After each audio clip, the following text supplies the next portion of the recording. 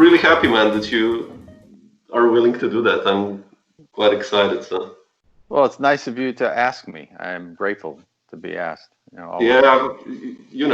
I've been listening to you like for shit, 22 years, 23 years. Really? Man. Yeah, when I Wow. started, like those albums, like the quartet, Under True, and with Gerald and Chris and Wow. Matt Manari. I mean, I just played that like. Well, that's great. It Yeah, means a lot. so It means a lot to me because you when you do this, you want people to hear it, and if it has something of value, yeah, that's the only reason you do it. It's hard to find other more tangible reasons sometimes to yeah, do it. You hope that somebody who's looking, we're all the same, right? We're looking for something in music that's, sparks our interest, yeah, and if we find it, or to be on the other side of where maybe what you play actually does that for somebody after having it happen to me so many times, it's really the best reward, yeah, definitely. Yeah, I mean that's for sure.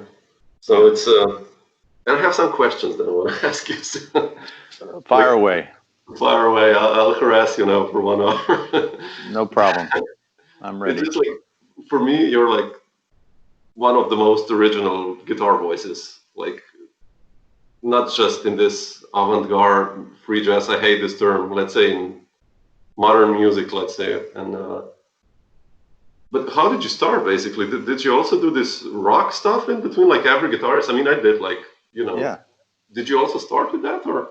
Yeah, I mean, I'm a kid from the '60s, a younger kid. I was, 10 in 1965. So, I like the Beatles and the Rolling Stones, and I played trumpet for a little while when I was about 12, and then when I was 14, my best friend's cousin came to visit, and he could play some guitar, and he showed me some chords, and he knew Beatles songs, and I got a guitar and I started playing, and it meant something to be like a rock guitar player then, but unfortunately, I think it quickly lost that.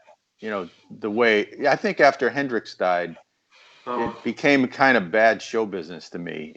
I had a weird experience where I went to see Led Zeppelin when I was about 16 or 17. really? Yeah, and I liked that a lot, even though I thought it was a little bit too muscly compared to Hendrix, a little bit Yeah, too kind of macho, kind of raunch, dirty. There's yeah, something about it that turned me off a little bit compared to Hendrix. The values in it weren't as high as Hendrix, yeah, uh, and when I went to the concert, I thought the playing was cool, and I liked Jimmy Page, and um, you know, but it was like, to me, it was like show business. It was kind of an act with tight pants and kind of posing and all that stuff. And I remember sitting there thinking, I don't want to do this. I have to find something else. And um, I had already been playing blues because oh, obviously to understand Hendrix or Jimmy yeah, Page or anybody, the Rolling Stones, you learn blues. And so I was kind of more into Johnny Winter and Buddy Guy and things oh, like that, B.B. King. And certain things led me to learn more about jazz. And then I saw Mahavishnu Orchestra on the first tour they ever did. And that was mind blowing. That completely blew my mind because, on one hand, it was after Hendrix. On the other hand, it was modal, it wasn't yeah, pentatonic scales. And that coincided with learning about Miles Davis's electric music and, in a silent way. And yeah.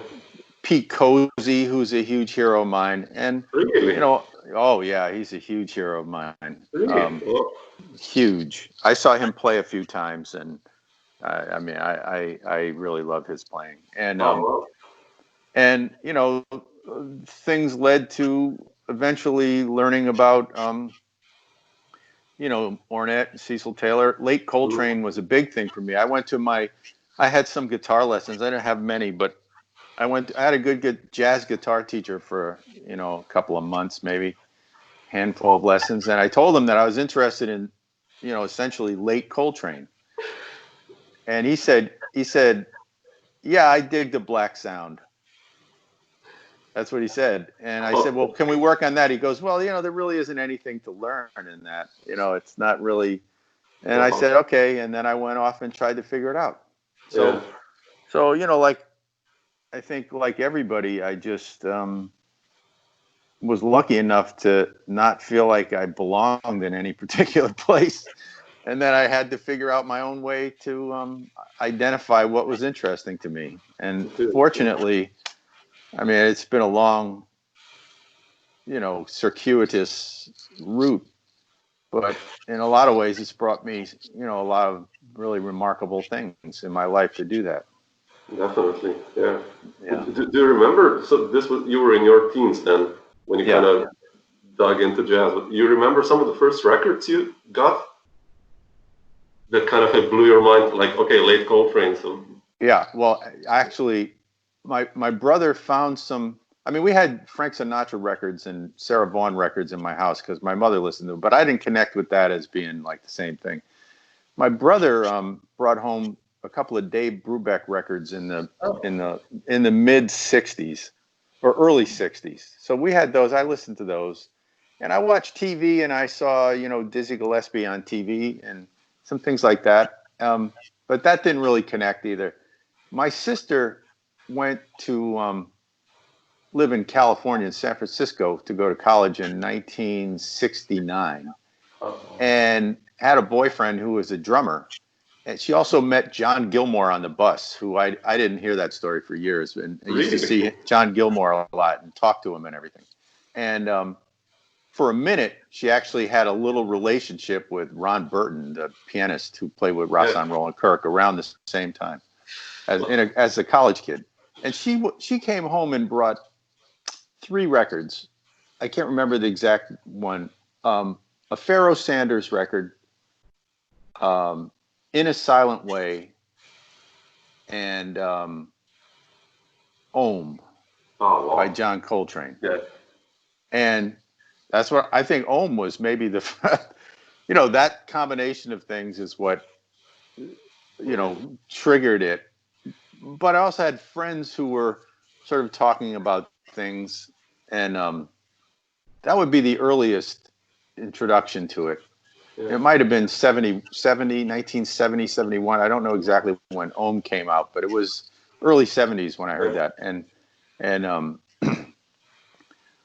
that sort of helped to send me in the direction that a lot of my friends went to. When we heard Mahavishnu, we started practicing, and we became aware of the fact that we didn't know anything about improvising, and that playing, major, minor pentatonic scales Yeah. was not going to cut it at that point. And so we got books, and took a lesson or two and got a real book, which was at the time hard to get. And we Yeah. started playing tunes, and we didn't know what to do, but we tried to do it. Taught ourselves to read some music and all that stuff. So, but how did you then like? Okay, you made your sound. You sound like a horn player to me. I mean, when you play, it's these lines. Thank you.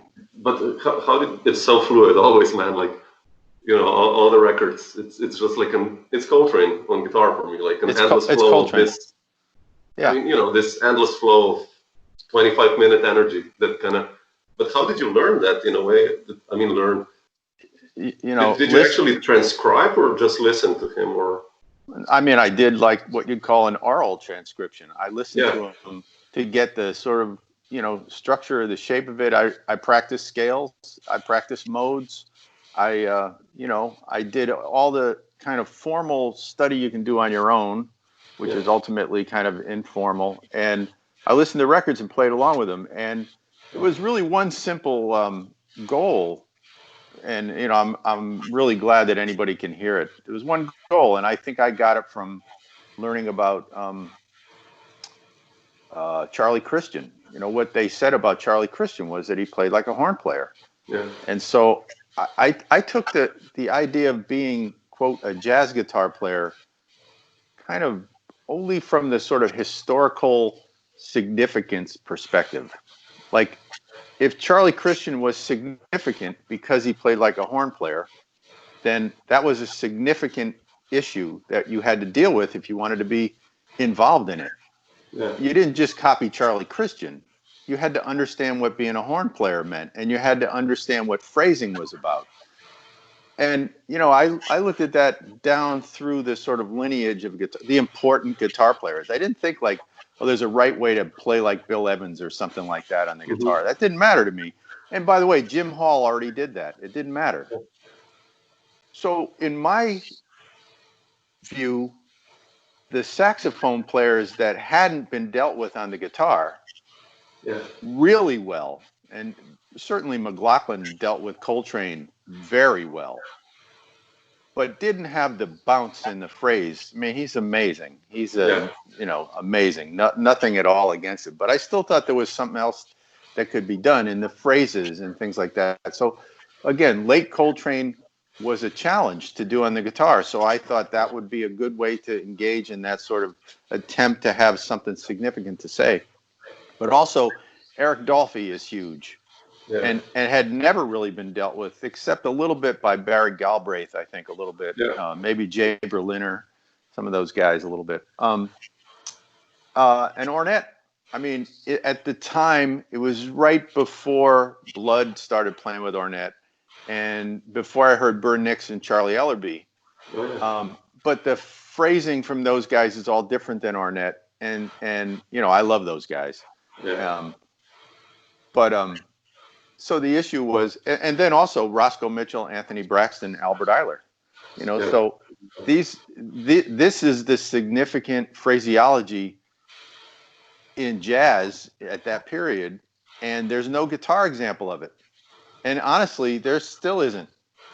I mean, I try to do it all the time without being so. Oh, and then of course the other one is Jimmy Lyons, who is, massive to me. So I tried to deal with that as my own phraseology, but or to sort of understand all that. But also I have to add something to that so that I'm not just the guy playing like Eric Dolphy and Jimmy Lyons, So there've been the advantage of living a long time and trying to play a lot is that there's a certain point where you have to assume that it's your responsibility to do different things. And so, big content of my music is based on saxophone phrasing. And thank you for noticing, because I can tell you most people don't. Really? I can't say that many critics say, so did you ever listen to Jimmy Lyons? They don't know who Jimmy Lyons is. They can't decipher the difference between what Eric Dolphy plays and what Anthony Braxton plays. Wow. Yeah. They can't do it. They don't know that Anthony Braxton has absorbed Albert Eiler and Paul Desmond and Eric Dolphy. So how they don't know. So they don't understand him. They certainly don't understand Jimmy Lyons, and nobody understands Albert Eiler. And when they talk about them, they talk about them like, well, they don't really do anything right. So it's impossible to understand them. That's a big problem in this. Like, you can't really understand that. It's just this magical, superstitious nonsense, which I think is some of the most racist, like opinions that have ever existed around music, to dismiss people who are that capable and that brilliant as if, it's just some native intelligence that informs them, and there's no logical activity going on there. So I'm lucky. I respected it, and I still do, and I still learn from it every time I hear it. I think Eiler is probably one of the most underrated musicians. I think so too. In the history of modern jazz. I mean, like, everyone talks about Coltrane and Braxton and Roscoe Mitchell and all these guys, but I think he's like put in a drawer somewhere, Yeah, well, not justifiably. As a teacher at a conservatory, people say pleasant things about him sometimes, but they say you can't. They've said to me, faculty, well, you can't really explain that stuff, as if it's not their burden to understand how to explain it. I mean, that's as if it's not their job as academics to analyze what's going on so that they can explain it to people. Yeah. So I do that. I'm a self-taught musician with no college degree, but I can explain it to people. And I don't expect to be able to explain anything that phenomenal beyond what we can figure out. You're not going to know it all. You're never going to know what Albert Eiler was thinking every second, but you can put it into a very specific musical logical framework, and if you do, you can understand it and you can play like that. Yeah. Um, Definitely. so it's just their failure. It's not his failure. Of course. It's Yeah. not his failure. He's a success. He did something that still confounds the hell out of people. 50 years after he died. Yeah. I love him for that. Did you ever see him, or who did you see live? Like, who were your like concerts? Let's say in '70s when you kind of started with jazz that blew your mind. Let's say that you saw live and you were like, oh man. Well, I saw Cecil. I knew Cecil. I played with him once in a rehearsal, and Yeah. I would say I got close to getting to regularly rehearse with him, but I kind of bowed out because it was a very complicated scene. And my life was complicated then. I saw the first real jazz thing I ever went to was Rahsaan Roland Kirk at the Village Vanguard, and he walked by our table and spoke to us. And so that was like an amazing thing because I could speak to him. I couldn't speak to Jimmy Page. He had bodyguards, but Rahsaan stood at the table and talked to us for 5 minutes, and that I get a chill thinking about that. I saw Mingus with the band that he had in '73 with Don Pullen and George Adams and Jack Walrath, the Changes Yeah. 1 and 2 band, Yeah. and that was mind blowing. And that was at what had been the Newport Jazz Festival ended, and then they did a private one in between that and the next official one. And so I saw him play it. I don't know, it might have been noon, and there were 50 people. There were 50 people in the audience, and it was the most like mind blowing thing I'd ever seen in my life up to that. Also, I lived in New Haven, near where I live now, and Anthony Davis had a regular gig at a club. He's a college student, but he had a regular gig with Mark Elias and George Lewis and Oh yeah.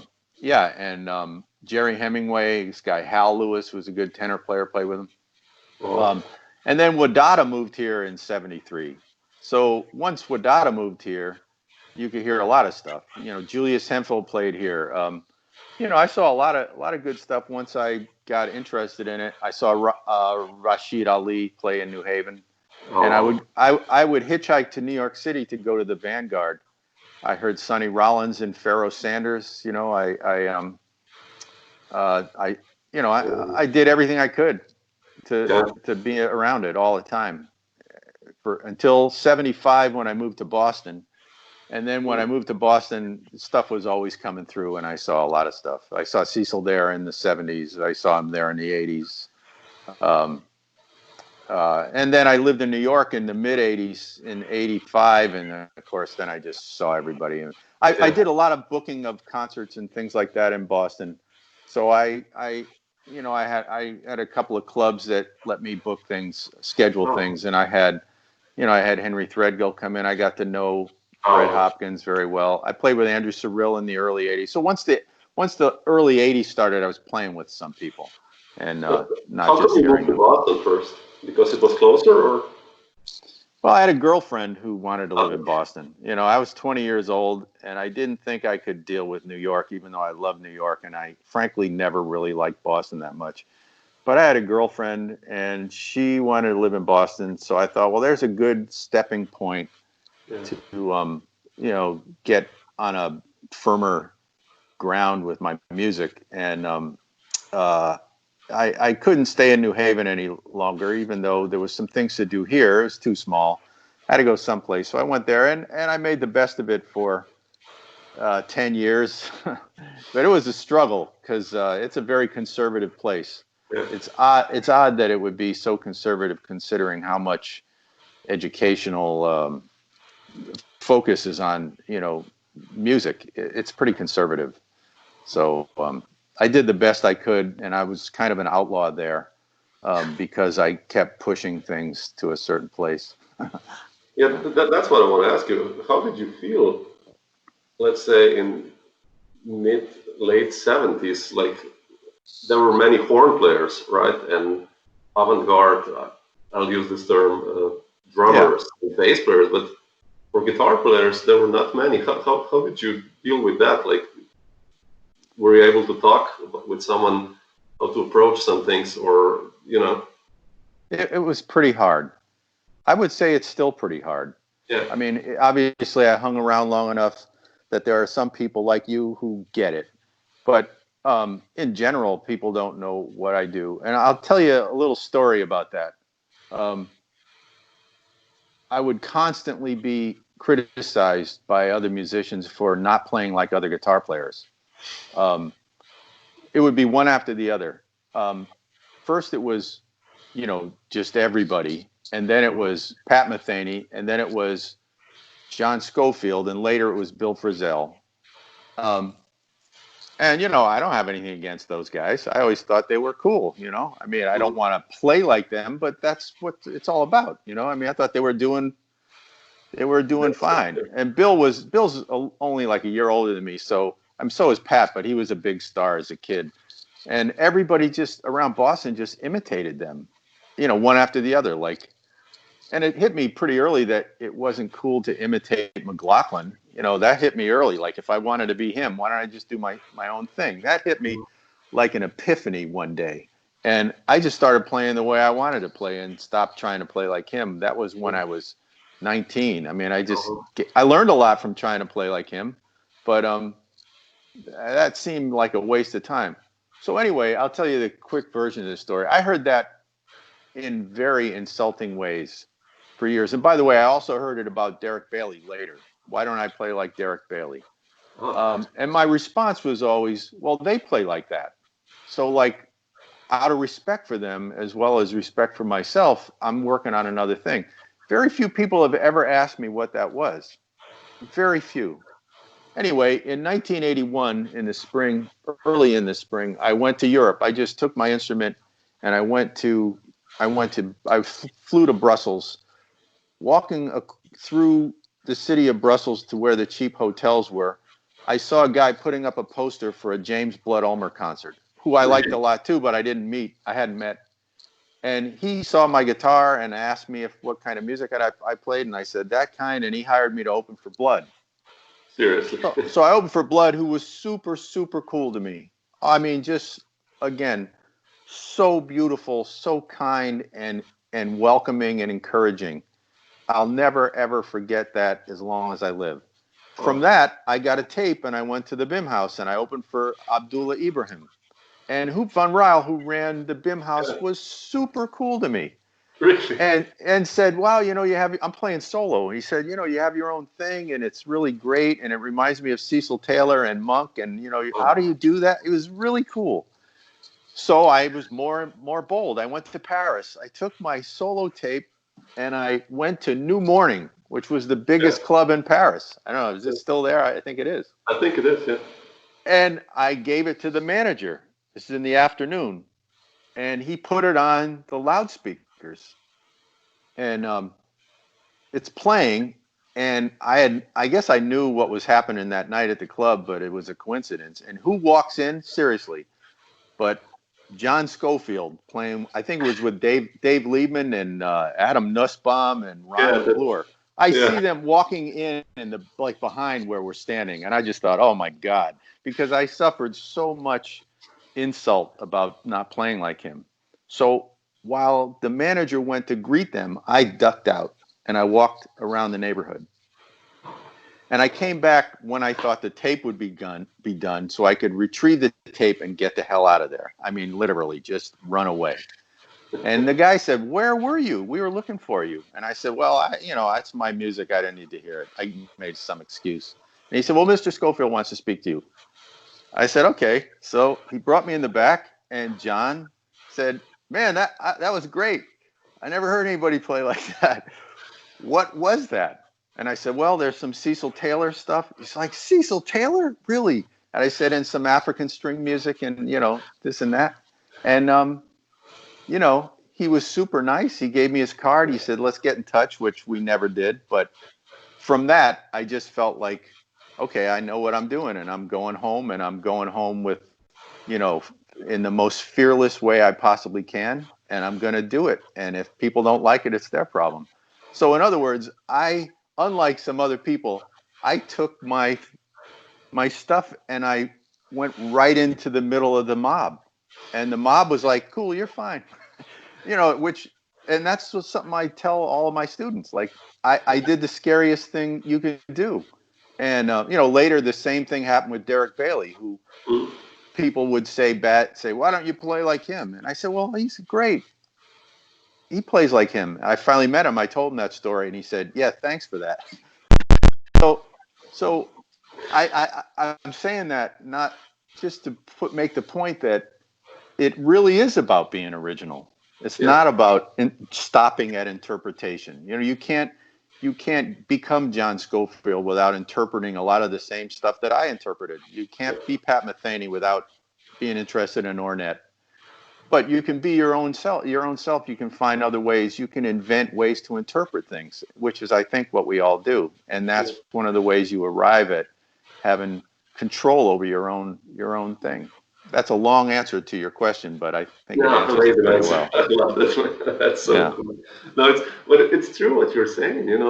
It's like nowadays, or let's say 10 years ago in New York, Curtin Rosenwinkel came doing his thing, and I think every guitarist 10 years older than him sounded like him.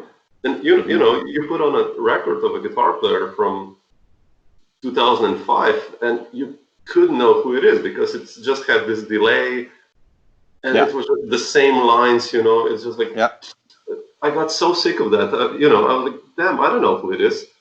He's good. He's really good, whoever it is, but it's just boring. It's not original. And it's funny that, like, I guess they think that it sets a standard. We know that, right? Think about all the people that play like Wayne Shorter and John Coltrane. John Coltrane and Wayne Shorter would never tell somebody to play like them. Never. I don't know Wayne Shorter, but I know a lot of people who do, including people who play with him. And I can't imagine for a minute that he'd say, yeah, you don't sound good because you don't play like me. Where did he come from? He was close to Coltrane, and he doesn't sound like Coltrane. So, it's never been about imitating anybody, at least not on the level where it becomes art. It's art when you bring something to it that challenges the way people understand it. But once you do that, you also challenge the possibility of you being accepted by people who aren't willing to think that deeply. And that's a kind of that's a luxury to me. That's a luxury. It is. Yes, that's a good one. Yeah. Speaking of guitars, you mentioned all these guitar players, Pat Metheny, John Scofield, whoever, and John McLaughlin. They all are considered as really good technicians, right? When I listen to your records, I think your guitar technique is amazing. But in this different Cecil Taylor, like you mentioned, kind of sense that, you do this almost like single saxophone lines, and then you do like a cluster with hitting something, or like, how do you practice these things? Or how did you practice, to get the fluidity? Do you do like technical exercises or just flow? Oh, it's very technical. It's very, very technical. Again, like, it's sort of, I think in some ways the idea about what guitar technique is that it comes out of music theory, and certainly it does. And so, you break down a major scale and break down the modes of the major scale, a minor scale, the melodic minor scale, and you play the modes of those scales, and you assign those modes to chords, and or vice versa, and you use the arpeggios related to that. And if you get very good at it, you can make melody out of that. Okay, so that's one way to do it. And if you do that, you're a guitar player. You can hear people doing that. Yeah. I don't think that's how jazz developed. I think that's how jazz education developed, and a lot of people have used that to verify their relationship to jazz.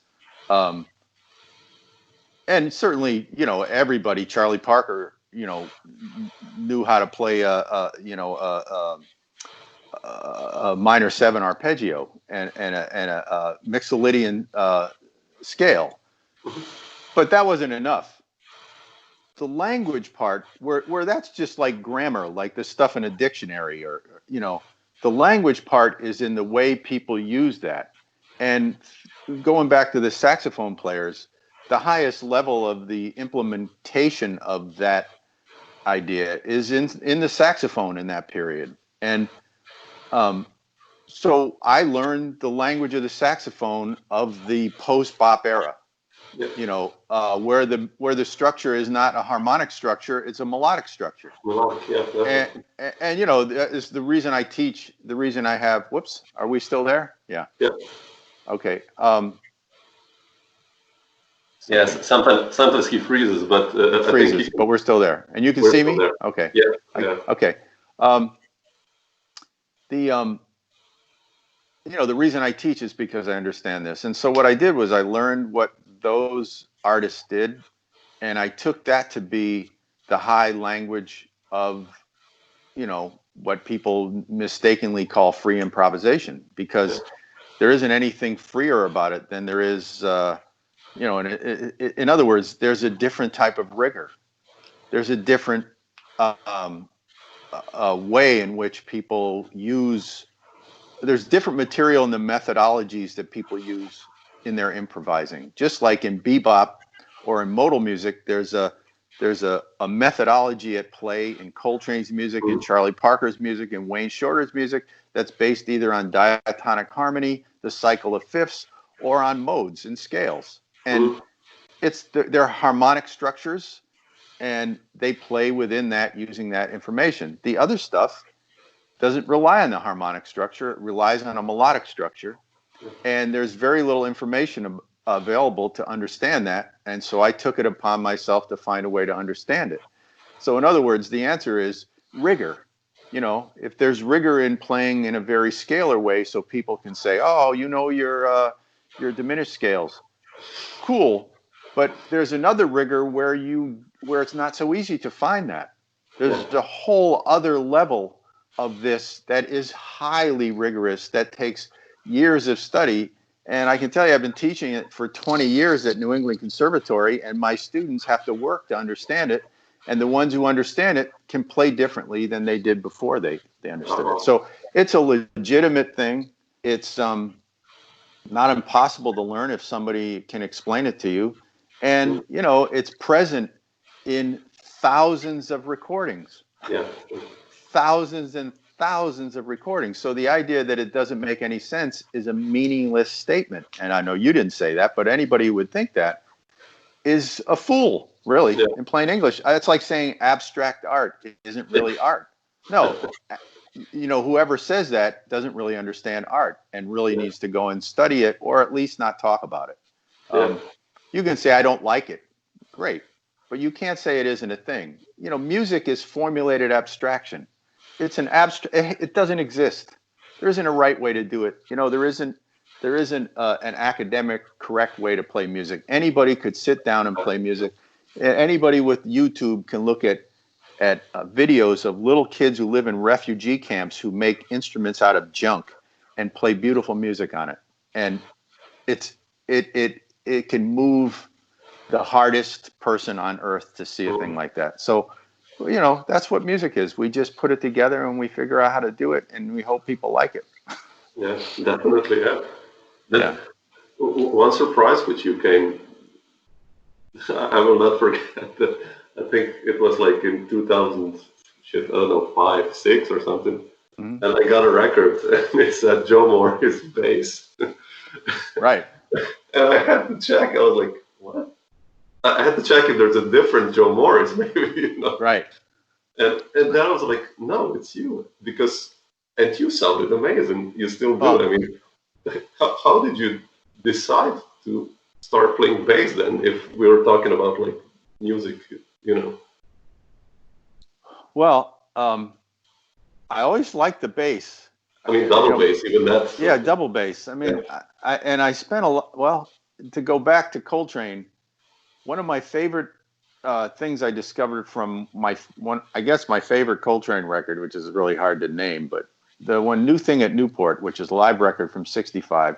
Mm-hmm. The flip side of that record is Archie Shepp and Bar Phillips plays bass on it, and I just always loved Bar Phillips's bass playing on that, and it helped me understand Fred Hopkins and Henry Grimes and Alan Silva, and I love those bass players. And,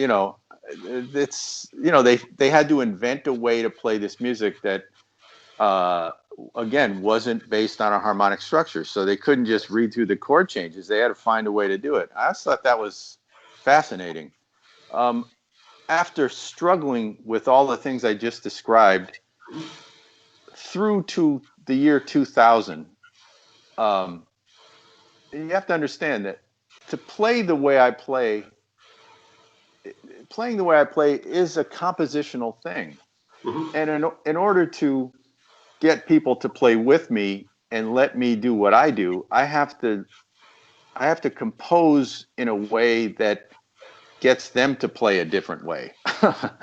They have to give me the space I need to do things. Now, that doesn't apply to everything, but in my own compositions, it applied. And there were times when I really couldn't explain what I wanted the bass player to do. And that caused some conflict.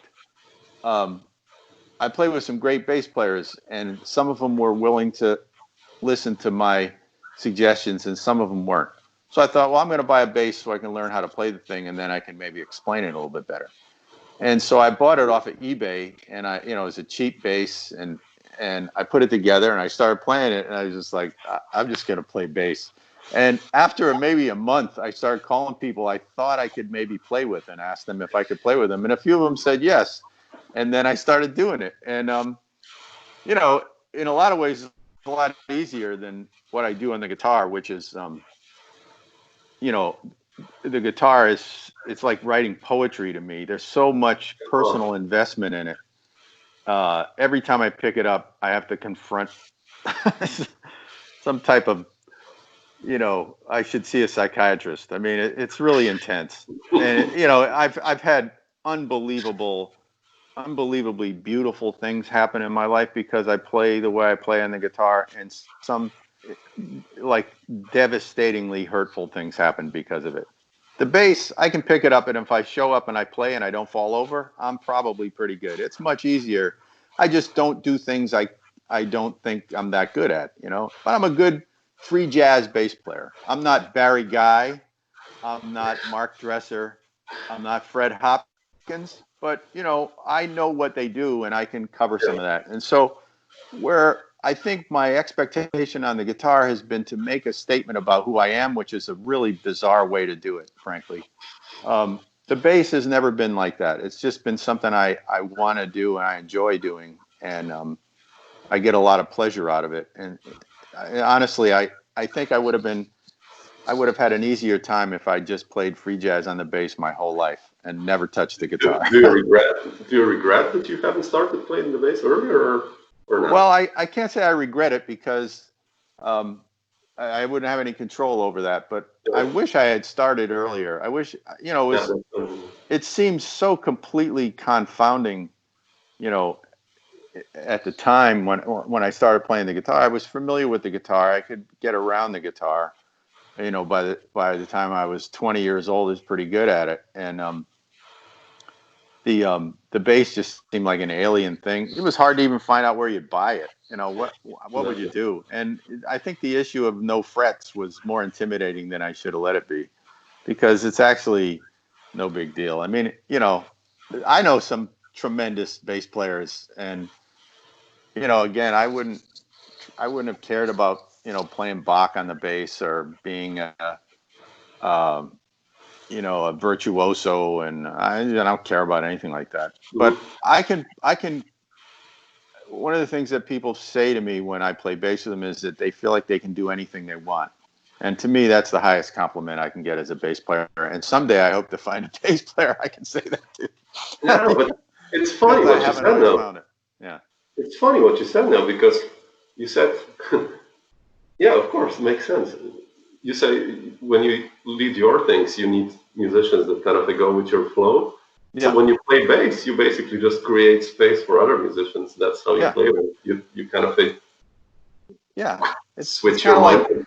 it's kind of like sending a signal out to everybody, like we're Yeah, cool, we're cool, we're cool. You have to kind of touch on everything while everybody's playing, and give everybody the freedom so that they know that whatever they do is going to be okay. And yeah, so there's a kind of shaping. I liken it sometimes when I'm teaching it to sort of the rudder on a sailboat. I don't know if you've ever gone sailing. Anybody who has, I did a little bit when I was a kid.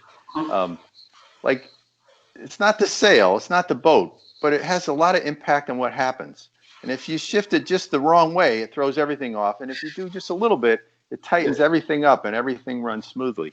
And absolutely. it's that kind of control that helps everybody to play with a lot of abandon. And I like that part of it. It's easier trying to structure things like that from the guitar is very difficult. It's very easy on the bass. And so No, yeah, I used to have to write things like the quartet stuff, the trio stuff. A lot of it was writing for the bass and the drums so that I have a context to play in that I thought was something I could do something with. And gradually that got to be less possible as, I mean, everybody who played bass with me did a really good job and it changed the music all the time. But years ago, I played with a guy named Sebastian Steinberg, and he was a lot like me, a kind of more self-taught guy and didn't have any weird ideas about what was right. And he could just read my mind, and we could have played. I mean, we could have played underwater, and it would have sounded like music. But he also, he became like a pretty successful rock star, and so it wasn't possible to get him anymore. ah, well, uh, Yeah. I will just catch you now. You mentioned the quartet now, and when you were writing for a quartet, like I don't know, You Be Me and Under True, Hmm. those are like I told you, some of my favorite records, or like the trio, Symbolic Gesture, I think, right? It's Yeah. like that stuff. I mean, back then it seems you were still kind of writing music in a sense, Hmm. of more writing it. How did you approach that quartet? Because like the quartet with Maneri, Cleaver, and Lightcap, it was basically like a working band almost, right? Yeah. That was the busiest I've been with one band, which was not easy to do because those guys were busy. And, at the time, yeah, but I did a lot of work with that. And that's when I got kind of jazz famous in a way, which was something that I ended up regretting because it became kind of a trap. Um, but, I would write things that worked like templates, like, in other words, if we play like this and we improvise like this shape, a very melodic structural kind of way of writing, we could have very little written and play different pieces all the time. Yeah, And they would never be the same thing. kind of like And Braxton. yeah, Braxton Ornette did that. Henry Yeah, Threadgill did that. Steve Lacy did that. yeah. I mean, Monk did that in a certain way, although he also played piano, so he had harmony on it. But his melodies dictate so much. Mhm. The shape of it, the rhythmic contour of the melodic line gives it such a sort of template that if you just use the shape of it, it's enough structure, melodic structure. Mhm. And so I was really into writing those things. I think around the time I stopped, I actually broke up the quartet because it was too hard to work with, and I didn't think I could do anything with it. I felt like I finished that idea. Um, I was starting to. If I kept going, I would have been repeating myself, which is something that I saw with one of my favorite groups, Air. Mhm. When they were all together, when Steve McCall was there, it seemed like they were limitless in what they would do. Later on, it started to be kind of hooky, and it And lost a lot of it. Miller, And and, yeah, yeah. exactly. It didn't quite do it, and so I thought I was finished, and that coincided with it being more difficult to schedule things with the guys in the band who are also at that point very busy, and so I broke that band up. And when I did, uh, that's the whole world sort of fell out from underneath me. And people told me that I'd never play again and I'd lose my place. And they said that was my band. And how could I do that? These were people in the business I was dealing with. And they weren't interested in anything else I did. So rather than, fight it, I just said, okay. So I bought a bass and I bought an arch top guitar and I started doing the other things I was working on, Also, some of which come off of my solo music. I was always interested in always doing a lot of different things, but as I started getting more work with the quartet, those things became less significant to me. And I couldn't mix them with the quartet because the guys in the band weren't interested in them. And so once the quartet ended, I was like, okay, then it's a wide open field. And so for the last 20 years, I feel like I've been a lot more like I was when I started, which is curious. If I'm curious about something, I do it. And I still write things. I don't always play them the same way. I'm not interested in being in that world really of music. And I write other things. The latest thing I've been working on is music I call instantiation, which is composed and has graphic scores, but also mostly improvised. And I do it with people that I have a very close working relationship with who understand how to do it. And I've been working on that this year. Yeah. amazing. Looking forward. Yeah. You mentioned solo record. What is today? Today is Tuesday. I listened on Sunday to Singularity like twice in a row. Yeah. And this is for me the epitome like of a solo guitar record Thank you. from 2000 on. I mean, this is like, let's say in standard terms for me, like Virtuoso, the album by Joe Pass. Yeah. In standard guitar, this is where I would put this in modern guitar. It's like really fresh, and it's so funny because you mentioned Derek Bailey before. It's completely different than Derek Bailey, although it's kind of the same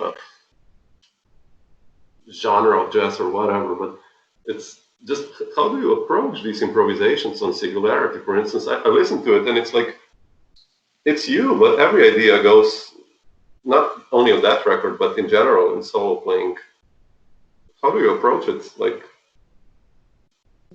well, I've written about it quite a bit, and if anybody's really interested, it's very hard to find it now because the label let it go out of print. But there's an earlier record called No Vertigo solo record, and I wrote the liner notes in that. That came out on Leo Records, and in other places I've written about my solo music. So there are some things I try to write about what I do so that other people don't describe it before I do. And, in a way, it goes back to what I said about the linear playing and related to saxophone playing. And, I really appreciate that reference to Joe Pass because I love Joe Pass. And remember, Joe Pass invented the way he played the guitar. There wasn't anybody playing like that before. I mean, Oscar Moore a little bit, but the complexity of it, the complete, it's so thorough. He's the master of that because he invented it. I tell students that a lot and other faculty when they say things about Jim Hall. Well, Jim Hall that's the right way to play the guitar. That's that's the best. He's the best. And I go, well, you realize he invented that, right? Like there wasn't anything to look at. So if you think about how they invented that, well, Jim Hall had a relationship in particular with Bill Evans. Yeah. And if you ask me, Jim Hall is the Bill Evans of the guitar. Yeah. And Joe Pass, of course, had a long-term relationship with lots of great jazz musicians, Art Pepper, all kinds of people. But he played with Oscar Peterson, So, like, I remember looking at that thinking, okay, so if Oscar Peterson is Joe Pass and Bill Evans is Jim Hall, who's the piano player that I would aspire to kind of be like? And the answer was Cecil Taylor. Yeah. That's it. It's that simple. It's like, here's the reigning keyboard language. how do you apply that to the guitar? Just like how do you apply the language of the saxophone, or in my case, the violin, or some other things. I use piano language on the, when I play in a group as well. Cecil's and Paul Bley so a lot of it again is to simulate the complexity of the piano, because Joe Pass couldn't possibly duplicate the complexity of Oscar Peterson on the guitar. It's not possible. You have 6 strings and 10 fingers. So the issue is, how do you simulate that? And how do you, in order to get a lot of that stuff to work, I had to think about how do I create the right hand technique for it, because it's not a classic. You can't do it with a classical technique. So I dug deeper into Delta blues, which I was already into, to work on my right hand to get some more things going. And people like Reverend Gary Davis and Blind Lemon Jefferson. And that led me to West African music, and in particular, the music of the kora. And that helped to get the sort of cycles of flow going that Cecil could get.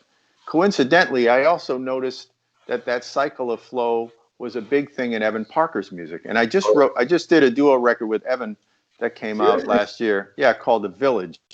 I talked about that, about how in order to get this cyclical thing going, like Evan Parker's, the sort of, which he got from a lot from Coltrane. He sort of interpreted a lot of it from one aspect of Coltrane's music. The circular breathing thing. I listened to harp music and Cecil Taylor. And so when I finally got to use that with Evan Parker, we were like in unison playing, and nobody ever does that with Evan Parker. At the end of that concert, an African man came up to me, the concert where we recorded the record. He said, "I like your guitar playing. You sound like a kora." I said, "Well, thank you." And I told him the story I just told you. And he said, "Well, I play kora." And I said, "What's your name?" And he said, "Fode Musa Sousa." And I said, "You're one of the kora players I listen to." So there's some logic in this. There's a lot of logic in it in terms of how to sort of configure a direction based on what's there. I say it's like, you're looking at objects that exist and you interpret them in a way that will facilitate your own artistic objective. I have to simulate a kora and a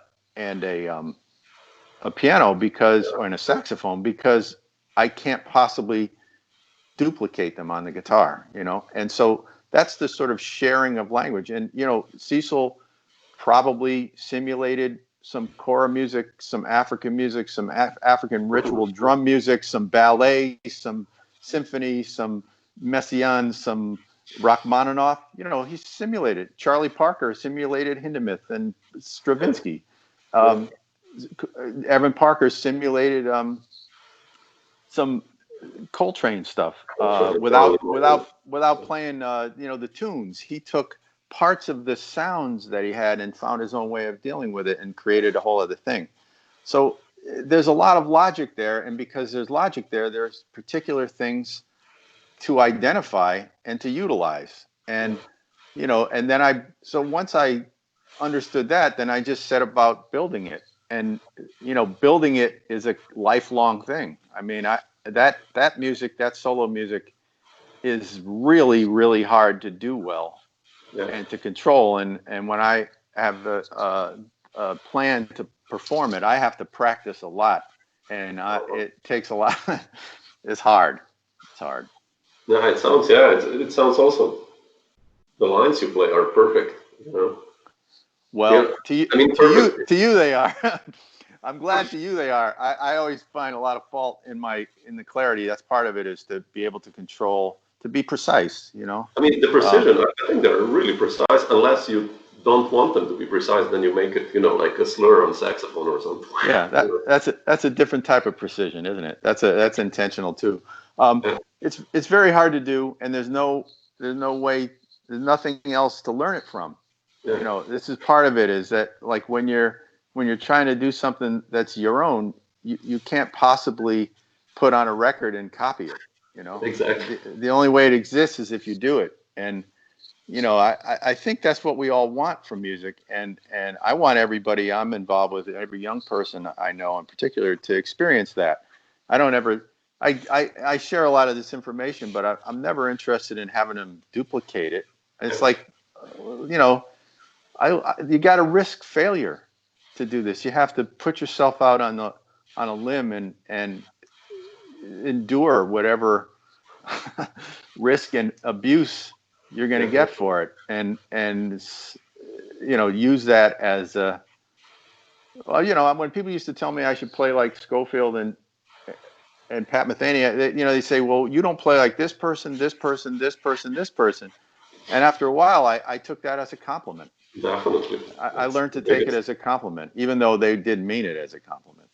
They meant it to insult me. But you know, out of respect for all those other people, they, how could you identify Pat Metheny as being original? And by the way, I hear Mick Goodrick and Pat Metheny and Jim Hall and Pat Metheny. And That West doesn't mean, Montgomery. yeah, and Wes Montgomery. That doesn't mean he's not original. You know, Yeah. I hear those things.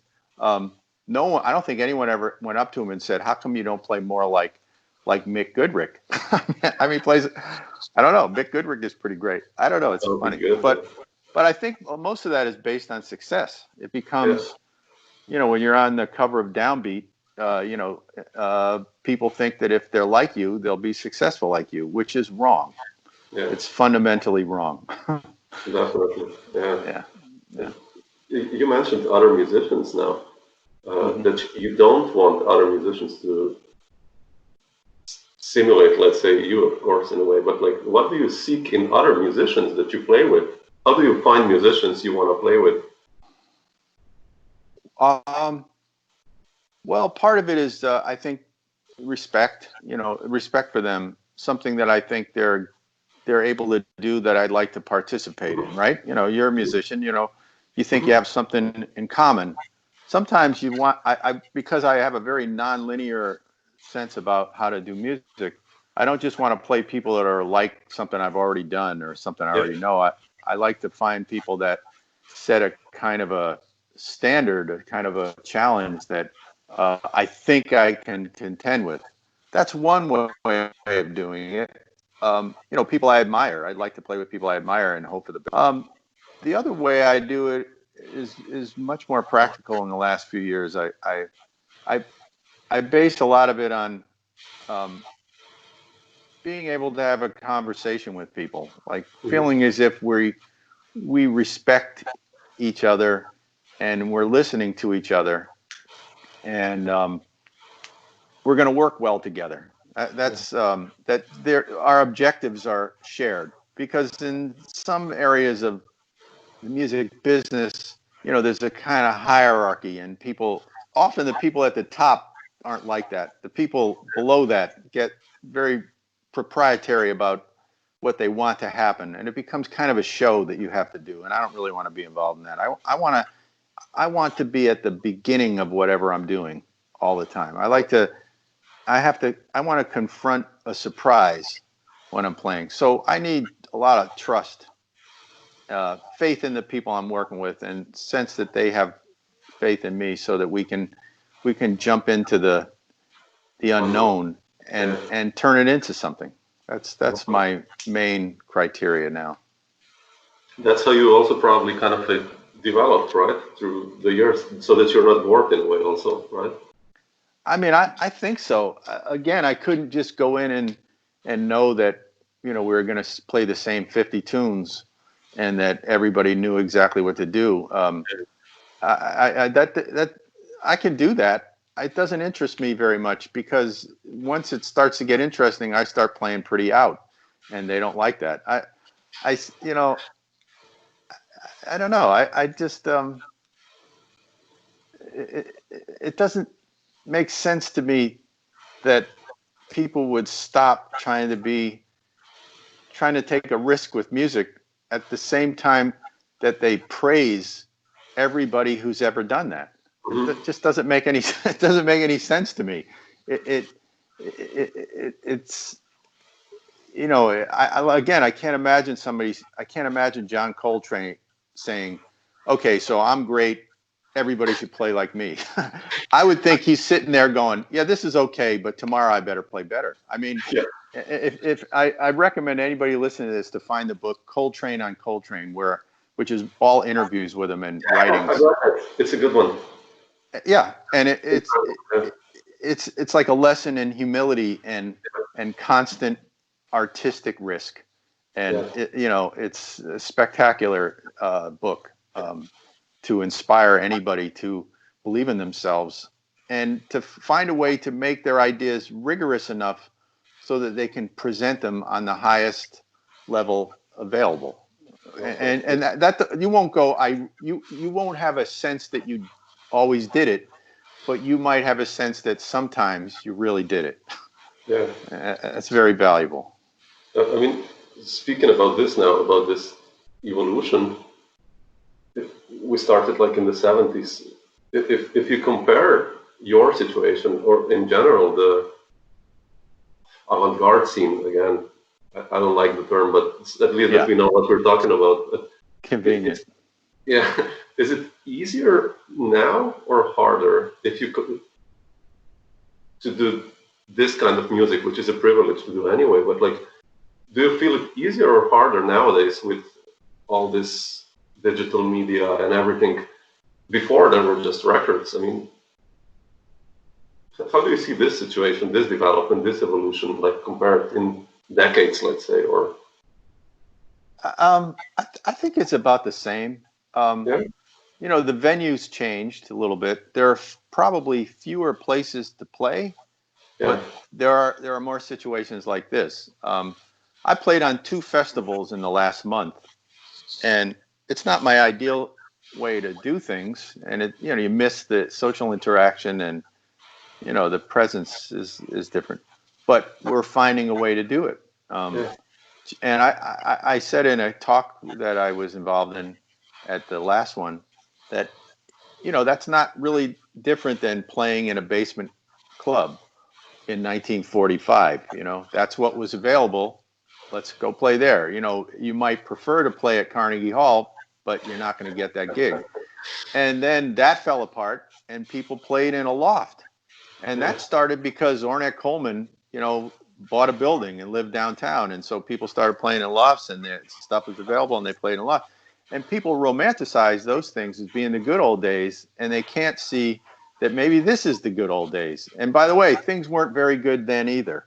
It's hard to get a gig. There was, especially if you're a black musician, there were all kinds of horrendous things going on for you that are actually better now, even though it's still bad. And I think it's, the lesson in all this is that we have to kind of improvise and invent every solution if we want to invent any part of it. We have to find a way to play. We have to find a way to be happy. We have to improvise a way to have a career. We have to, the whole thing is a creative act. And if we're worried that we're not getting involved in the infrastructure to help us succeed, then we're missing out on a huge part of it. The one that says, let's build the infrastructure so we can succeed. I think that's what a lot of people miss. They think they're going to somehow make this more legitimate and get legitimate support. I'm almost 65 years old. I've been doing this in public for 45 years. That happens a little bit for me. And I'm lucky I teach and I have a lot of good fortune, but I haven't seen that happening. And I always worry that if it does happen, the risk involved in doing this gets wiped out. Yeah. And therefore the meaning of it gets wiped out. And it becomes another, a sideline of the institutional support for music. And I'm not interested in that. So I think the fun in this is to build a community of people that want to play, find a way to get people to hear it, and let it rip. That's where life is really great. And you could see that happened in jazz for years because people had no choice. And then it starts happening in rock. And, because, of course, it's a white thing and it's commercial, people get rich. And people Yeah. romanticize. They romanticize the Beatles playing in Hamburg in little clubs, and they romanticize Green Day playing at a storefront in Berkeley, California. But Yeah. somehow they think that they're supposed to get a degree from jazz school and go and play, at the Montreux Jazz Festival, That's true. without doing all that other stuff to build up the value of what they do. They think they're going to go to art school, and then their professor's going to say they're good, and they're going to have a show at the Louvre in Paris or someplace, and they miss all of that underground thing where like subversive action fills in the value of what they're trying to do. They miss that, and Yeah. I hope they don't do that. I'll tell you one other thing. If I was 30 years younger, 10 years ago, I would have insisted on playing in coffee shops, because one thing that's happened in the last 20 years is that there's coffee shops everywhere, and Yeah. there's no live music in them. It amazes me. There's all those people sitting there thinking, writing, hanging out, talking, looking at their stuff on the computer, and then they're playing like terrible stuff from the 1960s and That's true. 70s over the loudspeakers. That's pathetic to me, you know. That's true. Uh, Yeah. I would play when I first started playing bass. I played in the basement of CBGB in New York, which Yeah. was like not a hygienic environment. It was not clean. It was funky, but it was a fun place to play, and there was a lot of good stuff going on there. And I would drive into New York and drive all the way down 130 blocks of Second Avenue to get there. And I get there, and the musicians would say, "Man, there's no place to play anymore." And I think I just drove by like 300 places. Has anybody walked up the street and asked them if they could play there? Yeah. I used to do that. I did that in Boston. I did it since I moved here, and that's how I got places to play. I talked people into it, and Amazing. so I don't think that there's ever a point where what's going on should stop us from making things happen. Because if we do that, we're giving up. Yeah. It's never been like that. It's only ever been the tenacity and the intrepidity of the musicians going out and making something happen that's made this thing exist at all. It's not a formal thing. It's not an institutional thing. It's not commercial. The critics don't like it. You got to do it on your own and Yeah. not pay any attention to any of that. Ah, that's a good point. Yeah, that's true. I just want to ask you one last question so that you can then slowly have lunch, I guess. Just kidding. Do you Yeah. see a difference between a European and American improv scene right now or in the past, like musically and like organizationally, or no? Do I think there is a difference? Yeah. Or did you ever feel it, or do you feel it, or not Well, anymore? yeah, but I don't think it's as a profound difference as people make it out to be. I think it's joined together by the same determination to engage in the most valuable aspects of it on both sides of the ocean. In America, we have a very, very big problem with racial politics, and we live in what is fundamentally a racist society, and Mm. and black music is one of the only things that black people here have been able to sort of have some control over. So there's a precious reality in that really cannot be um, violated, um, Mm. even though it always is. Yes, yeah, It'd be foolish definitely. to think that it isn't. It is in a terrible way, but it's a major aspect of how things move here. And anybody who isn't willing to agree with that and accept that shouldn't be involved in this. It's disrespectful to the sources of it. At the same time, I think a lot of us white people find that what is really valuable in that is a sense of justice, a sense of a sort of subversive engagement with any of the powers that be that might inflict that type of injustice or oppression on anybody. And so our playing it aligns us with that righteous cause, right? That's what we're doing. That's why we like the Rolling Stones, because they like Muddy Waters. Yeah. And they're saying we should respect this. That's the side to be on. And so I think anybody involved in this, in one way or another, consciously or unconsciously, as long as they're decent people about it, are actually perpetuating the idea that African American music can be influential and and change society. And I don't get too weird about whether or not, you know, uh, people adhere to any version of that too strictly. I think the intention is good. I had a conversation with Evan Parker, who I think people would have accused of years ago of maybe not of being, too white or not like jazz or not swinging. And he told me about the first time he saw Cecil Taylor in the early 60s and how it completely blew his mind. And, he'd been trying to understand it, and then he heard him and it just blew his mind. And, he talked about it, how meaningful it was to him. And I said, and he heard Coltrane had a similar experience. And I said, when did you realize that you were doing something different? And he said, well, I always thought everything I did was connected to that. And, that's good enough. That's what I thought. I said, yeah, That's but basically the what you play, said in the beginning. Yeah. yeah, but the playing is different. And the reason the playing is different is because he respects it in a real way. And I think that's a thing. So I think if it gets to the point where people say, well, this is now the music and it's not in America anymore, that's an insulting, wrong way to be. The idea is that it's not a linear thing. There isn't a centralized place for it. It's a global phenomenon that exists for reasons that are different than other global musical phenomenon. And if we pay attention to that, we'll always know what to play. We'll always know what's important. We'll never Yeah, lose it. that's right. I agree. Cool, man.